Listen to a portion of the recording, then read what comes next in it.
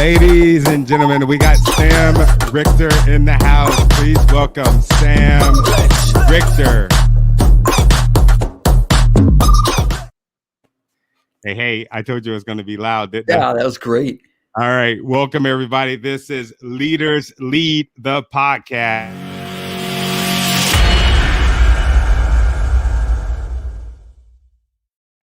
I like showing that off. That's pretty cool.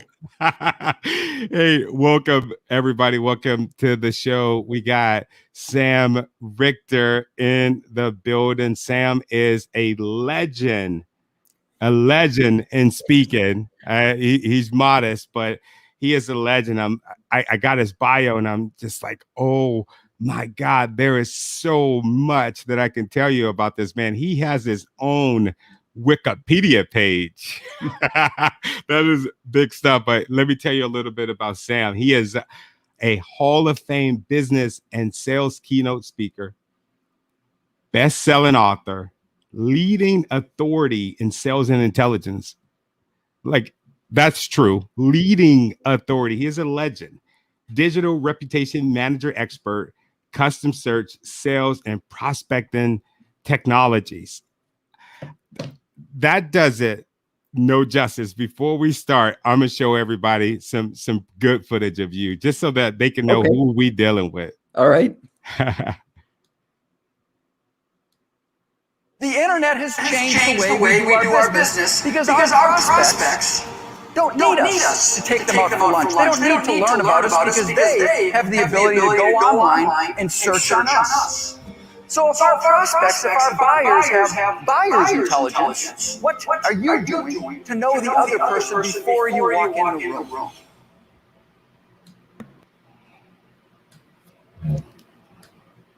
Wow. That lets us know who we're dealing with right there. That lets us know. How are you doing, Sam? Wait a second. I can't hear you. I turned off the mute, hit the mute button, so I wouldn't get an echo in the video. No, things are great. Yeah, things are wonderful. It's fall season is one of my favorite. There's I live out in Minnesota here, and you're in the west over in Seattle, so probably very similar, just beautiful, 75-degree days, 65-degree nights. So it's one of my favorite times of the year, plus football season.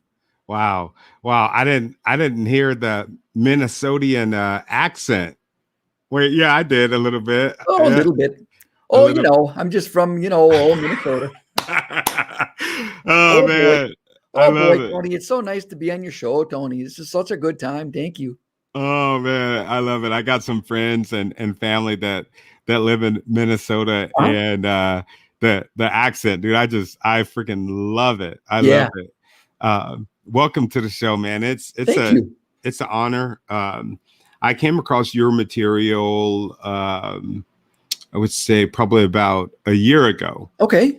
A year ago. And this is when I had first said, you know what, I'm to the point where I'm going to take speaking 100% full time, because I just couldn't juggle work and the speaking. It had just kind of overtaken itself. And I ran across different speakers. And this is my affirmation to you. I think you're a legend, right? I'm going to say that. So I run across different speakers, and I'm just, trying to figure out a pattern to myself. This was years ago, figure out a pattern. I'm like, okay, I love this pattern. I love this. I love that.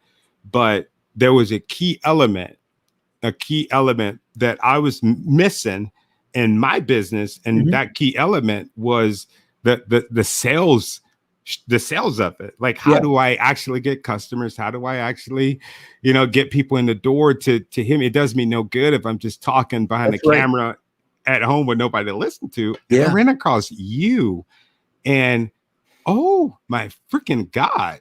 Oh my God. I'm like, this guy, I should have been listening to you in the beginning. I love the way that you explain your speaking pattern when it comes to sales, when it comes to building the customer relationship.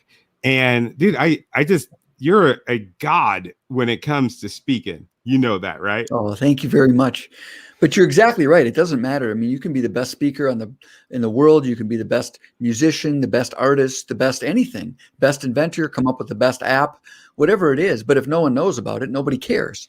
And so, people will often think that sales is a bad word. Well, I'm not going to be in sales. Well, you're always having to sell your ideas to somebody. Sometimes we have to sell our ideas to ourselves, right?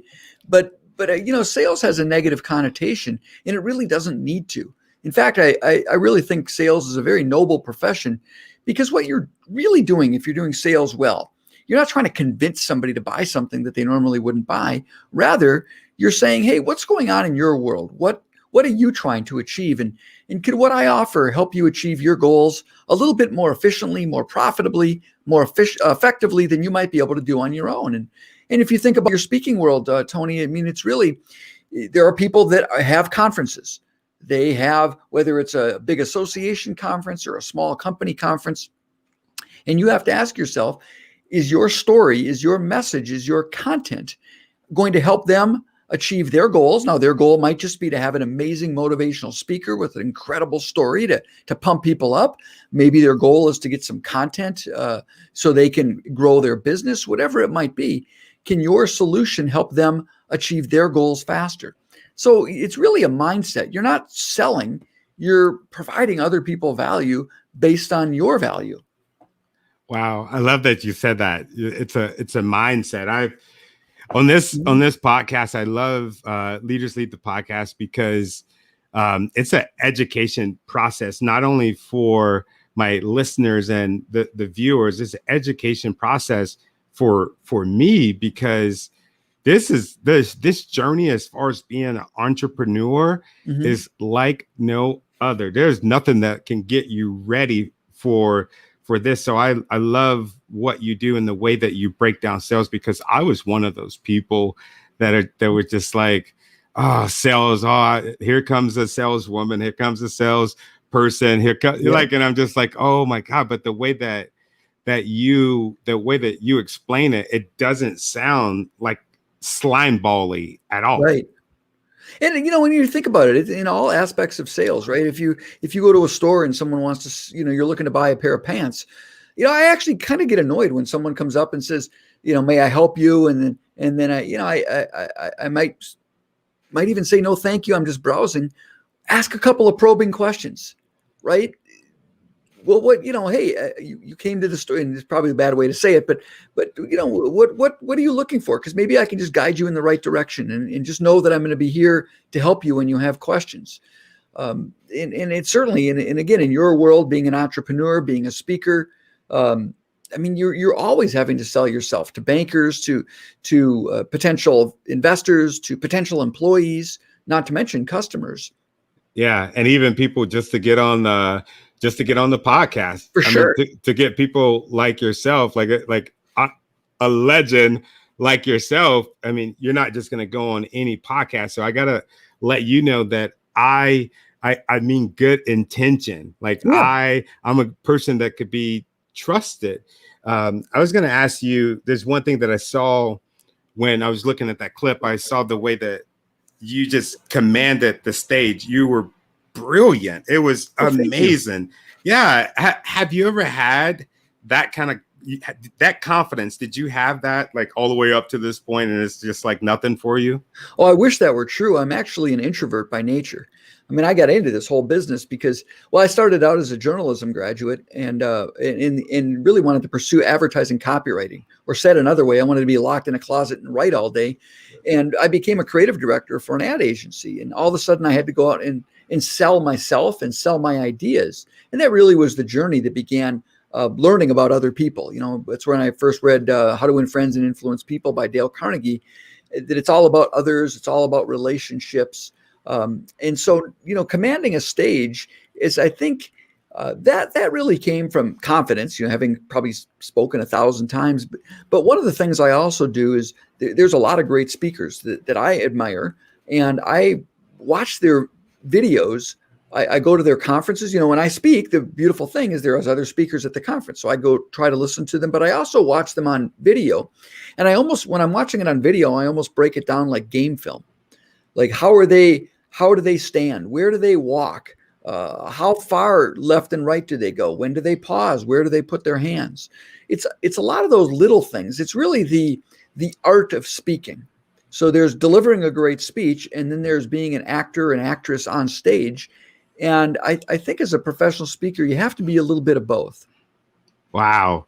I love that you say that, because, I was looking at a little bit of Dale Carnegie's information, and I'm like, wow, that is everything that pulls me into speakers when I listen to them. How do you get that influence? How do you have that command presence? How do you connect with the people? And I love that you said that you were an introvert. There's a lot of people that reach out to me and they say, man, the way that you did that speech was brilliant, was beautiful. You're a natural. And I almost like cringe, because it's not natural. Right.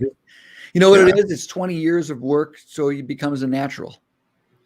Do you still get nervous? I'm nervous. I've never really gotten nervous, but I do get butterflies because, and I've always told myself that the day that I'm not butterfly-ish or excited, so it's probably nerves, but it's more of excited nerves, is the day I'm going to get out, because that means I'm just not having any fun.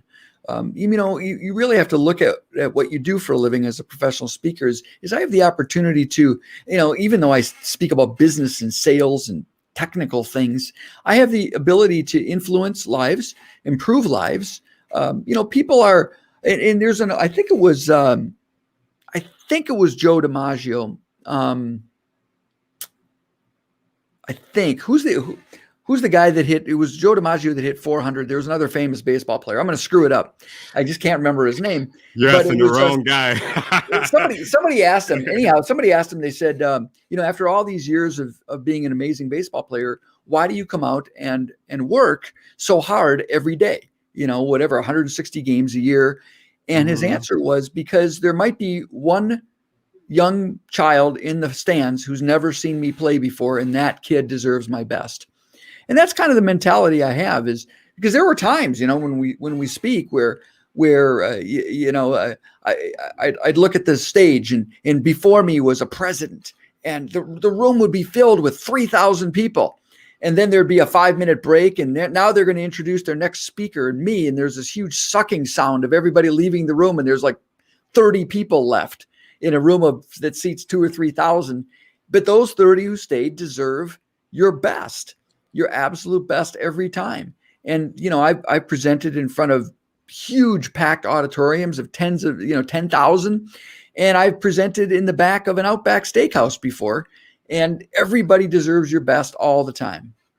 Oh, I love that. That reminds me of one of my mentors. I was telling him when I first got into it, I was like, man, I had a presentation, it was okay. It was okay. There was only about, 15, 20 people in there. And he was like, wow, really? He goes, I bet you killed it. And I'm like, did you not just hear what I said? But then what he turned around and said, no, you're looking at it the wrong way, because you should be fortunate to have those people come to want to hear you, even if it's one person. For sure. Right? Yep, that's right. Yeah. So I always ask people, like, on this podcast, leaders lead. Leaders are leading from within, and I believe that leaders at some point have had to overcome many obstacles to get to where they're at today. Do you have any of those, like any examples of obstacles that you've had to overcome? It's interesting you asked that. I think that one of the abilities that leaders have to overcome obstacles is they have, some people call it boxcar thinking or file cabinet thinking. I mean, I've had a lot of bad days, a lot of obstacles. And when you overcome them, I just oftentimes you learn from them, but the experience, the emotional experience, I put in a file cabinet and I file away. So when you ask that, I have to think about it a little bit, but I would say every day there's an obstacle. I build technology, I build search engines, and sometimes I sit down and I'm like, this is going to work, and it doesn't work. And I can't figure out why it doesn't work. And it might take me 2 or 3 days. I mean, it drives my wife crazy. It takes me 2 or 3 days to figure out why it doesn't work, but then it works and things are good. Or right now in the times that we live, there are obstacles every day. I mean, people are canceling conferences or they're going virtual. So there's those kinds of obstacles. Certainly, we've all had obstacles in our personal life. I know you had some really tough ones, obstacles that you've overcome in your personal life. And I think it's not to minimize any of those, but a lot of it does have to do with your attitude. And, if you look at your success, there's no way you could have done it without a positive attitude. That doesn't mean you're not going to have bad days. You just made my day. I just had Sam Richter say that I was succcessful. There we go. Of course you are. The legend. Go ahead, brother. No, but of course you are. But the point is that and this is tough because it gets into, how people think and mental health and things like that. And I'm certainly not sitting here saying that you can think your way out of being depressed or sad or anything. That's not what I'm talking about. What I am saying is that we all have struggles, and certainly in business in particular, you really need to just focus on the things that you can control and really have that mindset to overcome some of those struggles. Wow. What about when we're talking about mindset? Mm-hmm. What type of mind? I'm sure you've heard no quite a bit. More often than yes, that's for sure. What does it take? What does it take to keep going when you're knocking on a door, somebody open the door and they say, no, thanks, Sam. We don't need you. What does that take? Well, for me, it's almost a competition. It's like, okay, that's fine. What I'm going to do is I'm going to prove to the next person that you guys made a really bad decision. So I don't get competitive in the sense of, I get all angry, but just competitive that I believe in what I do. And if you don't, one of two things. If you don't, my competitive nature kicks in, but then my thoughtful nature also kicks in because I do know that what I do for a living provides others value. And if someone says no, I also try to be introspective and say, well, I must not have communicated my value to them effectively, or more likely, I must not have asked good enough questions on the front end because I didn't understand what they cared about. I didn't understand what their issues, because I did a poor job of aligning my solutions to what they cared about. So when I hear no, my initial reaction is to get competitive and drive even more. But then I also have to look back and be introspective and say, why did they say no? And what did I fail at in the process? Wow. You seem like a man that loves what he does. Am I picking that up correctly? Yeah, I do. There are days, like all of us, as an entrepreneur, right? I mean, I looked at the calendar and I was like, oh, wow, Monday's Labor Day. I get the day off. And then I thought, no, I don't, because I run my own business. I'm an entrepreneur. I don't get the day off. I'm sure I'll take a few hours off, but I don't get the day off. And that's the hard part of being an entrepreneur that most people don't understand as well. Wow. I love that. I want to tell you thank you. I want to tell you thank you. And I didn't tell you this before because I wanted to tell you on air, but you have a product that is kicking butt right now. Oh, that's so nice. Yeah, dude, I used your search engine and I paid for it. And then I'm just like, just like anything, you buy something, you start having that buyer's remorse a little bit, and then you start using it. But dude, I cracked this thing open, and within the first 3 days, I had already made my money back. And I'm not just saying that to sell the product, but I wanted to tell you, thank you for that, because it is killer. You want to talk about that? The search engine that you got? So what I speak about, one of the main topics I speak about, and I guess what I'm best known as is what's called sales intelligence, which is just a fancy way of saying there's all this information that's out there on all of us. How do you find it effectively? And then use the techniques, use the tools that we have, like social media and Google, to learn about another person's company, their industry, what's going on in their world, So as we've been talking about, you can align your solutions to what you believe they care about, and you do that by asking intelligent questions. And so when you know about people, and this kind of gets back to the Dale Carnegie, you really establish trust, differentiate, and again, gain permission to ask great questions. Well, over the years, like many speakers, you create your online university, which I have, the online learning. And I was in the shower where, Tony, right, most of our great ideas come in the shower, is or right before you're getting ready to go to bed. Exactly, or right, so you don't sleep. Yeah. And I thought, what video should I produce? And I thought, nobody wants a video. What they want is a search. They just want the answer. And so what I've developed is a whole family of custom search applications. And the easiest way to think about it is it's like a custom Google, in the sense of, if you could go to, Larry Page, the founder of Google, and say, Larry, Google's great when I'm looking for movie reviews and restaurants, but hey, as a professional speaker, I'm only interested in finding these types of people, these types of events, this type of information. Could you just build a Google for me? But no, that's ludicrous. They're not going to do that. But so what I've developed is a template that allows me to create a Google search overlay. So I use basically artificial intelligence with machine learning. So based on what you type in and the button that you click, I'll build what's called a Boolean algorithm, a 30 to 50 word mathematical equation underneath that, feed that into Google, and then Google brings back the results that you care about.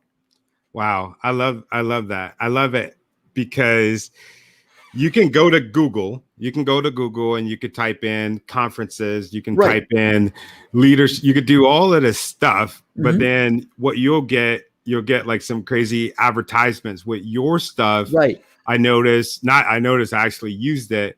You click a button and I go straight to the proposal page. Correct. Yep. Oftentimes you go right to the proposal page. Yeah. Absolutely. Yep. Yeah. Right to the proposal page, which is unheard of, because there's a lot of people or a lot of speakers out there that what they're doing is they're looking for the contact of the person, and it'll take them weeks and weeks to find that contact. And then once they find the contact says, hey, fill out your proposal at this website. And it might be, the deadline might have already passed, but that's what I like about your program, is that I could type in leadership conferences, leadership needs, and then I can do that. But also the tool that I like, one of the tools that I like the most, is if I'm doing a recon mission. I think that's one of the buttons. Yes, recon. Yep. Yeah, doing it. I know your product, man. That's awesome. I can go on and on, but I like the idea of being able to get someone's email address in that company. Yeah. Yep. Yeah, I'll show you something really quick. Here, I'm going to let's do it. Turn my screen into the monitor. So this is a different Intel engine. This is kind of the premium one, not the speaker one that we've been talking about. But I'll give you an example of what I mean by kind of a Google search overlay. So a sales trigger is a disruption. What's going on in the other person's world where they might want to take your call. So as a motivational speaker, you might want to go in and say, I'd really love to speak in Dallas. Which companies might be interested in having me in Dallas? And so, for example, a leadership change. Anytime there's a leadership change, they're bringing in a new CEO or a president, they might need somebody to come in and motivate the team, motivate the troops. And so, what this is there's about a 50-word equation here that's pulling up these results, but all you had to do was type in Dallas leadership change, or maybe a company that is receiving funding. They might want to have somebody come in and, hey, we're growing as an organization. We need somebody to come in and talk about, growth and culture change. You can click on the funding activity button. Notice I didn't type in anything else. I just left it with Dallas. And here are the companies in Dallas that are receiving funding. And then I could go in, grab the company name, and find all the people who work at that company, using that in the Intel engine. So that's kind of the method behind the madness and how that all works. But that was like an example of, so for you in your business, you could say, well, geez, every company in America should hire me. They probably should, right? But one of the things that you can laser focus your sales efforts on as a professional speaker is say, well, who's likely to hire me? It's not only people that are already having conferences, but maybe organizations that are going through change, organizations that are hiring a new leader, gone through a merger or an acquisition, they're relocating. Those are also companies that you might want to reach out to because there's something going on in their world where they might need your solution. So does that kind of make sense? Yeah, it does. It does. That you say it so beautifully. And it sounds, for anybody that's listening to this, I know it might sound technical, but if I can get in there and fat finger my way around there, then I think anybody can. And I'm like, man, I'm showing everybody my secret weapon. This is my secret weapon. I'll tell you, I just built one I'm building one to help find veterans, to help find members, graduates of the service academies, current members of service, and veterans. And so, for example, why do you care, Tony? Because let's say you're making a sales call. Do you think you're going to have a better success if let's say you're looking for a CEO? If you could find a CEO of a company who also is a former Marine, do you think you'd have better success getting through the door? Absolutely. Right. And when I look at your background and some of the things you've done with your life, if you can find people that have had similar work experiences, do you think you'll have a better chance of getting through the door? Absolutely. And that's really what sales intelligence is all about, is finding those common connections and really helping other people. Wow. That's good. That's good. Let's see. Let's go through some comments really quick, and I won't hold you for too long. This is really good stuff. 20 years of work, then you become a natural brilliant. Yeah. Well, you know where that comes from, Tony, is there's an old story about, I think it was the plumber, right? The plumber comes over to the guy's house. Something's broken. Let's call it the water heater's broken. Plumber comes, fixes the water. The plumber comes, and all he's got to do is tighten a screw. And then he gives the guy a bill for $100. The guy says, $100? You were here for 3 minutes. All you did is tighten the screw. And he goes, yeah, tightening the screw was $3. Learning which screw to tighten, that took me 30 years. That's the $97. I screwed that up a little bit, but it's the same concept. The concept of the overnight success, took the 30 years to become an overnight success kind of thing. Yeah. Amanda Coleman says, love it. The art of speaking. Yeah. What that brings me to a good question. What books do you feel like helped you kind of along the way, as far as like selling, as far as speaking? You already named the one that you use for speaking, but as far as selling and any other books that you think that might be good for anybody else that's listening. Absolutely. Well, if you don't read any books, I'm going to give you the 3 that you just need to memorize. The first one, again, I'll be repetitive: How to Win Friends and Influence People. I've got a lot of friends who are best-selling authors, and I'll go to them and I'll say, hey, you're chapter 15. That's chapter 6 in Carnegie, isn't it? It's a variation of it. This book was written in the 1920s, and it's brilliant. And it's been updated. Some of the language used in the 1920s was different than the language used today. But I would encourage everybody to get and try to memorize How to Win Friends and Influence People. Another book that I love is Napoleon's Hill, Think and Grow Rich. I'm reading that right. Because again, that's the mindset one. You're reading it right now? Oh, yeah. Great book, right? Changing my life. It is. It's a life-changing book because it's a mindset thing. And then the other one that I really recommend, it's a Carnegie one again, but it's How to Stop Worrying and Start Living. How to Stop Worrying and Start Living. Because listen, we all worry. I worry too much. Oftentimes my worries are completely irrelevant or completely illogical, especially those ones at 3 a.m, right? So that book helps you put logic behind the worries, helps you plan. There's a lot of things that you can control in life that will remove those worries. And that's what I really love those books. So those 3 books, plus I'm a big fan of Harvey Mackay's work, How to Swim with the Sharks. Harvey's a dear friend and mentor of mine. There's so many. Mark Hunter, from a sales perspective, Mark Hunter's work, Meredith Elliott Powell's work, Mary Kelly's work, Jeb Blunt, Anthony Marino, Mike Weinberg, all of those folks, they just have great sales books. Oh, good deal. So this is my favorite question. Does listening to books count as reading them? I think so. Yeah. Yeah, as a matter of fact, I have a son who goes to the University of Missouri, so it's about an 8-hour drive to go down there. So I try to tackle, 1 to 2 books on my way down and back. So I don't think we retain as much. So I'm reading a book right now. Excuse me. Last time I went down, I just dropped my son off at Missouri, and I was listening to Jeb Blount's book, Fanatical Prospecting, and I was listening to it, and about half, maybe an hour or two in, I'm like, it was great to listen to, but I need the physical copy because this is a book that I need to take notes on and write in the margins and highlight, put Post-it notes. So I think it's sometimes hard to listen to business books, business theoretical books like the 3 we talked about, fine. But I think business practical books like, hey, here's a tip, here's something you should put in your sales script. That's a little harder. Now, what I'm doing is I'm going back and listening to it, and then I have the physical book, and I'm making notes and doing all those sorts of things.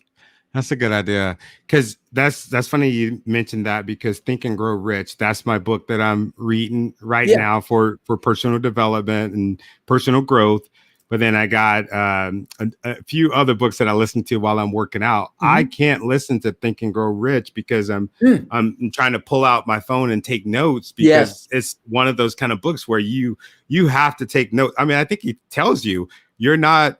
Yeah, in the beginning he says this is not a book that you leisurely look into. You need to take notes because it is going to change your life, and in fact it does. Let's see. An extrovert, introvert. I don't have my glasses on, so let me put them on so I can read that. It says ambivert. I love it. An extroverted introvert. Yeah. I never heard that word before. Well, I think I would consider myself that as well. Like this kind of interaction is fine. Being on a stage in front of 10,000 people, fine. Invite me to the cocktail party before the night, like I'm speaking. I'm like, oh my goodness, do I have to go to this? I'm nervous. I don't know people. By the way, Kenneth, one of the things I've learned is to try to find out, like if it's a party or a business meeting, try to find out, do your homework, do some sales intelligence on people before you go in the room. And it could be as simple as just asking who's going to be attending, look at their LinkedIn profile, and try to find something in common. I can tell you that when I do that, when I know something about another person that gives me confidence to ask a good question, my introvertedness starts to melt away a little bit. So that's another positive aspect of sales intelligence, or you can call it relationship intelligence. Find out a little bit about something, about somebody before you go in the room. You'll notice that introvertedness will also melt away. Oh, that's good stuff. That reminds me of back when I was looking for jobs. What I would do is I would go on LinkedIn to study people, right? Study what they're into, the kind of things that they're posting. And that would make me feel at ease. Just like going in a room, I always show up for speaking engagements, whether it's virtual or not, virtual especially, I show up, 20, 30 minutes early and just start talking with people, because it helps me out quite a bit, because, I told you I have that afraid kind of, oh my God, are they going to like me? And then that's what helped me get to the point to where I can go on stage, I can kill it. And then afterwards I can go back into my little introverted shell. Sure. Yeah. Yep. Let's see what else we got. 2 legendary speakers here. Loving the clean screen layout. Tony Taylor, that's super awesome. fresh. I appreciate you. I Travis. do like your layout, Tony. It's beautiful. Thank you. I work on it, man. It's never perfect for me. I'm always like, I should change this. I should change. Let's see. Savor the flavor of the awesomeness in you for joining us tonight. Yes. Oh, we have the best group here. Hello, sir. Yeah, everybody loves you. Oh, that's nice. Yeah, this is fun. Yeah, I appreciate you for coming on the show. I'm gonna close this out. Will you stick around? Oh, yeah, for sure. Yeah. All right. You got any closing words for us before you depart? No, I just think, it's just kind of what we've talked about. You realize that it's all about people. And I think in our world today, we get so caught up in so many political things and all these things that make people angry. And if I would just leave with one thing. It's just let's just start being nice to each other. I think, and most people are. I mean, the people that are listening, watching tonight, I'm sure you're just like really nice people.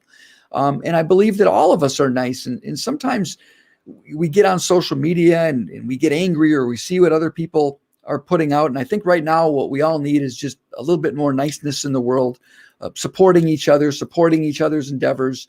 And I think that if we all start doing that, we'll all be happier and more successful.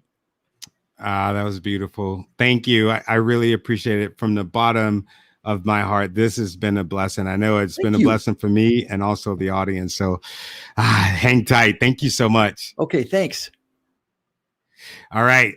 That was amazing. That was amazing. I'm super glad that you joined me this Friday. I know that it's the end of the week. So that makes me like really appreciate you guys even more, because I know you got a lot of things going on in your life. I want to make sure to tell you before we close up, please take care of yourself. Please take care of the things that you're watching, the things that you're consuming in your body, whether it's in your mouth, whether it's inside of your head. Take care of yourself. I will see you next week. Bye.